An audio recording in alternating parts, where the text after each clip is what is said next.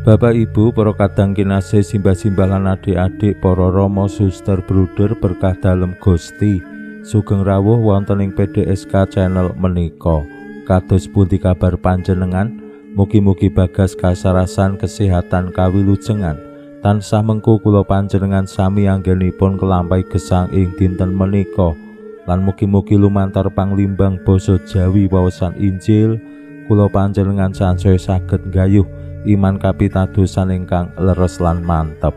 Langkung-langkung anggenipun kula panjenengan bangun paguyuban komunitas ingkang begja rahayu, komunitas ingkang bahagia, bangun gesang sesarengan ingkang sae lan membahagiakan tentu dados idam-idaman kula panjenengan sami. Sapa wae kula kinten kepengin urip bareng sing nyenengke, sing kepenak. Ning anggone bangun urip bareng sing nyenengke, sing kepenak menika nggih boten gampil.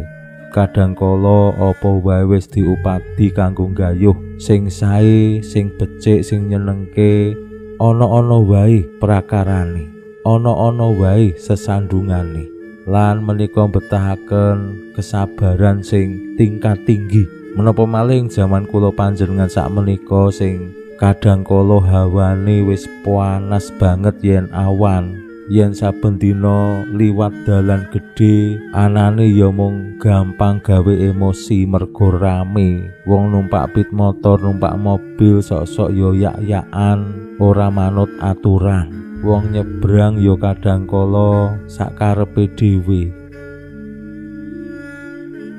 Dereng malih wonten ing situasi-situasi kawontenan perekonomian, politik, sosial, budaya sing kadangkala ya kados-kados wis ora tumata.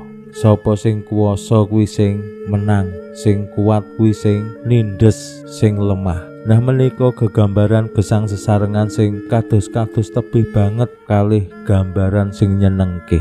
Yen dipun limbang-limbang langkung lebet, kabecikan menika mesti diimbangi karo kadurakan. Sing apik diimbangi karo sing elek, sing bener diimbangi karo sing salah. Gusti Yesus lumantar waosan Injil dinten menika paring pitedah dumateng tiyang kathah bilih gegambaran kratoning Allah menika nggih betahaken rasa sabar sing tingkat tinggi. Boten sedaya kuasaning kratoning Allah menika negakake utawi numpes sing awon, sing salah, sing jahat. Kadangkala raos-raosipun sing awon, sing jahat, sing ora bener tetep lestari, kaya-kaya tetep diberi kesempatan lan malah ketinggal langkung begja tinimbang karo wong-wong sing jujur, wong-wong sing apik, wong-wong sing becik. Nah, kados pundi lajeng anggenipun Gusti Yesus paring keterangan. Monggo kita pirengaken sabda dalem Gusti ing dinten menika lan kita wiwiti kanthi sembahyang sawetawis. Konjo ing asma dalem Yang Rama saha Yang Putra tuwinjang Roh Suci. Amin. Suawi sami munjuk Gusti Yesus sabda dalem Yang Rama ingkang sampun manjalma, mugi karsa ngandika dhateng kawula wonten ing asepen ing telenging manah kawula, kabikao kegiatan lan panglipur ingkang manjing ing sabda dalem kapenuwana kawula mawi roing kawicaksanan dalem. Mugi-mugi srana anggen kawula maos lan mirengaken sabda dalem, kawula sansaya nunggil ing sampeyan dalem. Amin. Waosan Injil kapetik saking Injil Matius bab 13 ayat 36 ngantos dumugi 51. Nalika samono Gusti Yesus mbibarake wong-wong lan banjur kondur piyambak. Para murid nuli padha sowan lan matur, "Kula sami nyuwun dipun terangaken bapa semon srompot ing pategilan wau." Gusti paring wangsulan, Sing nyebar wiji becik iku putraning manungsa. Pategalane iku donya. Wiji becik iku para putraning kraton. Dene srompode iku anaking piyala. Lan mungsuh sing nyebar wiji srompot iku setan. Mangsa panen iku pungkasaning jagat. Dene sing drep iku para malaikat. Kaya anggone srompot mau diklumpukake lan diobong, mangkono uga ing pungkasaning jagat putraning manungsa bakal ngutus para malaikat dalem nglumpukake saking wong sing aweh sesandunganing dosa lan sing padha tumindak duraka saka kraton dalem. Perlu dilebokake ing perapen. Ing kono bakal ana tangis lan keroting untu. Dene para utama bakal sumunar kaya srengenge ana ing kratoning ramane. Sing sapa duwe kuping ngrungokno. Makaten sabda dalem Gusti. Suawi sami munjuk Gusti, kawula munjuk sembah nuwun karana sabda dalem. Sabda dalem dadosa obor ingkang madangi margining gesang kawula. Katuntuna kawula sageta sabda dalem menika numusi manah ngantos tansah ngrembaka kangge nggayuh gesang ing suwarga. Amin.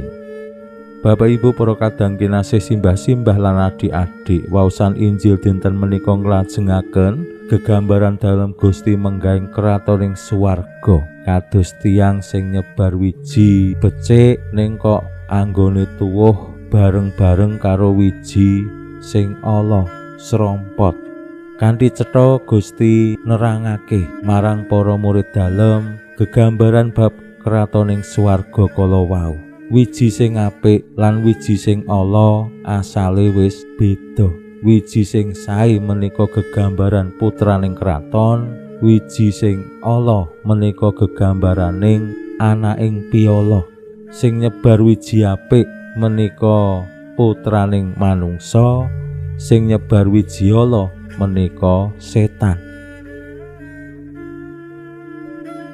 Katerangan ingkang dipun paringaken Gusti sampun paring pilihan tumraping kula panjenengan sami jejering murid-murid dalem. Yen awake dhewe uripe apik, wohe ya apik, ateges awake dhewe menika asal saka wiji sing apik. Injih menika sing disebar dening putraning manungsa, Gusti Yesus piyambak. Ning nek pranyata uripe awake dhewe kok Allah, tumindake ya Allah, wohe ya Allah, berarti awake dhewe anaking piyala asal saka setan. Yen awake dhewe kok isih abu-abu, kadangkala ya dadi wiji sing apik, kadangkala dadi wiji sing ala. Nah menika ateges awake dhewe plin-plan ora setya ning pengen sakarepe dhewe. Jenenge wong nek wis pengen sakarepe dhewe ya wis, setan ya ora iso nguasani, Gusti Yesus ya ora iso nguasani. Menika tandha wong sing sombong. Kados-kados kawilujengan menika iso digayuh dhewe tanpa merlokake Gusti utawa tanpa nyingkirake setan ana saking gesangipun. Mila Gusti Yesus kanthi pasemon menika nedahaken para murid dalem yen pengen dadi anaking kraton, yen pengen dadi warganing kratoning swarga, ya kudu dadi wiji sing apik, sing tuwuh mekar ngrembaka kanthi sehat kanthi sae lan tundhonipun nggih ngawuhake kasaenan wonten ing gesang. Ampun ngantos ana woh sing bosok, ampun ngantos ana woh sing ala, mbuh bungkik, burik, dipangan uler, dicaploki bajing lan sapanunggalane.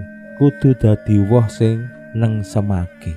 Pinuji Allah sakmenika sarta ing salami-laminipun. Salam sehat, salam bahagia, salam katentreman. Lan mugi-mugi lumantar panglimbang dinten menika kula panjenengan tansah jinangkung ing berkah dalem Gusti ingkang Maha Kuwasa, Hyang Rama saha Hyang Putra tuwin Hyang Roh Suci. Amin.